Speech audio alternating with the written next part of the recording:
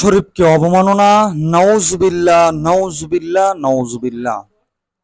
North সাউথের ছাত্র অপূর্ব পাল কোরআন অবমাননায় গ্রেপ্তার। এক বেদনাদায়ক রাত। আপনারা সকলেই জানেন, বাংলাদেশের রাজধানী ঢাকায় ঘটেছে এক ভয়ঙ্কর ঘটনা। নর্থ সাউথ বিশ্ববিদ্যালয়ের এক শিক্ষার্থী, তার নাম হচ্ছে অপূর্ব পাল, ওই কুলাঙ্গার পবিত্র কোরআন শরীফ অবমাননার অভিযোগে শনিবার 8ই অক্টোবর দিবাগত রাতে বিক্ষুব্ধ ছাত্র জনতার হাতে গণপিটুনির শিকার হয়। পরে পুলিশ গুরুতর আহত অবস্থায় তাকে উদ্ধার করে ঢাকা মেডিকেল কলেজ হাসপাতালে নিয়ে যায়। এই ঘটনায় সারা দেশে তীব্র প্রতিক্রিয়া সৃষ্টি হয়েছে। মূল ঘটনা হচ্ছে, পুলিশ ও বিশ্ববিদ্যালয় সূত্রে জানা গেছে, শনিবার সকালে বিশ্ববিদ্যালয় ক্যাম্পাসের ভেতরে ওই শিক্ষার্থী কোরআন শরীফ নিয়ে অবমাননাকর আচরণ করেন। ঘটনাটি ভিডিও করে সামাজিক মাধ্যমে ছড়িয়ে পড়ে, এমনকি তার নিজের ফেসবুক আইডিতেও সেই ভিডিও দেখতে পাওয়া যায়। কিছু কোরআন অবমাননাকারী ভিডিও আপলোড করা হয় বলে অভিযোগ করা হয়েছে। এরপর বিশ্ববিদ্যালয়ের শিক্ষার্থীরা ক্ষোভে ফেটে পড়ে। প্রশাসন দ্রুত তাকে ক্যাম্পাস থেকে বের করে দেয়, কিন্তু রাতে শত শত শিক্ষার্থী ও এলাকাবাসী,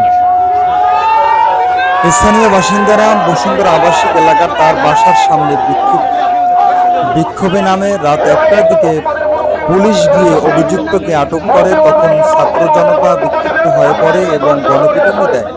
পরে রাতে 3:30টার দিকে পুলিশ আহত অবস্থায় তাকে হাসপাতালে নিয়ে যায় এবং গ্রেপ্তার দেখানো হয়।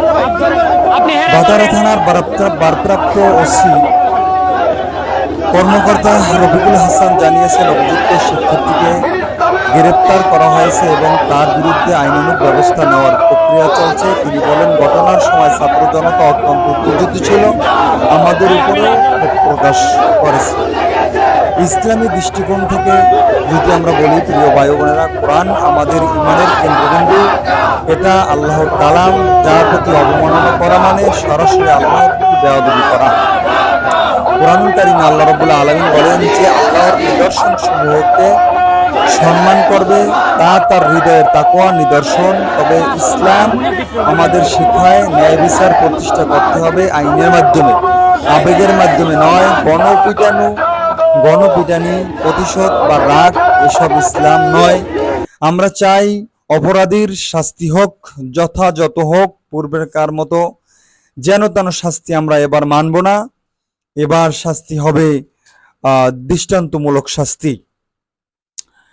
শেষ কথা বলতে চাই, এই ঘটনায় আমাদের সবার জন্য এক বড় শিক্ষা। কেউ যেন কখনো কোরআনের অবমাননার মতো ভয়াবহ কাজে না জড়ায়। আমরা কোরআনকে ভালোবাসবো, কোরআন শিখবো এবং কোরআনের আলো নিজের জীবনে ছড়িয়ে দেব। যারা অন্ধকারে আছে তাদের জন্য দোয়া করব, আল্লাহ যেন হেদায়েত দান করেন। কারণ আল্লাহ বলেন, তুমি যাকে চাও হেদায়েত দিতে পারবে না। আল্লাহ যাকে চান তাকে হেদায়েত দিতে পারবেন। এই ঘটনার আপনাকে কেমন করছে, আপনি মতামত কমেন্ট বক্সে জানাতে পারেন। লাইক, কমেন্ট, শেয়ার করে ছড়িয়ে দিন। আসসালামু আলাইকুম রহমতুল্লাহ।